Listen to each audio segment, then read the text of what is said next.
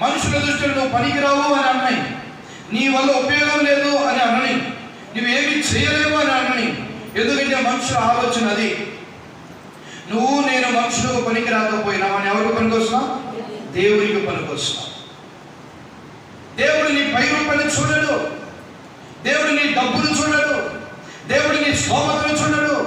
దేవుడు నీ హృదయంలో ఆయన పని పట్ల, ఆయన పరిచర్య పట్ల నీకున్న ఆశ, నీకున్న భారం, నీకున్న తపన చూసి బలహీనుడైనా నిన్ను దేవుడు ఏర్పరచుకొని నీ ద్వారా బలమైన కార్యం జరిగిస్తాడు. అందుకనే కొన్నిసార్లు కొంతమంది అంటారు, నేనేం చేస్తానండి పని, నా వల్ల ఎక్కడ అవుతుందండి, నాకు స్తోమత లేదండి, నేనా నా వల్ల అని కొన్నిసార్లు మనం అనుకుంటాం.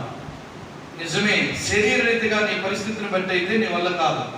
కానీ దేవుడు కనుక నేను ఏర్పరచుకుంటే, నీకన్నా గొప్పవారు ఎందరో ఉన్నా దేవుడు కనుక ఏర్పరచుకుంటే నీ వల్ల కాని పనిని నీ ద్వారానే దేవుడు జరిగిస్తాడు.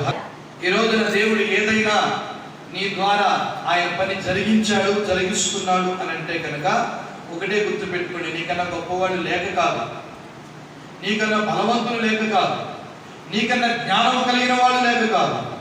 కానీ దేవుడు ఏదైనా అంతమందిలో నీ ద్వారా ఒక పనిని దేవుడు నీకు అప్పగించి జరిగిస్తున్నాడు అంటే దేవుడు నీ పై రూపమును కాదు, నీ హృదయములో దేవుని పట్ల నీకున్న ఆలోచన, నీకున్న ఆశ, నీకున్న తపన ఆయన ఎరిగి ఉన్నాడు. కాబట్టి బలహీనుడైన నిన్ను దేవుడు తన పని కోసం ఎన్నుకున్నాడు. బలహీనురాలైన నిన్ను దేవుడు తన పని కొరకు ఏర్పరచుకున్నాడు.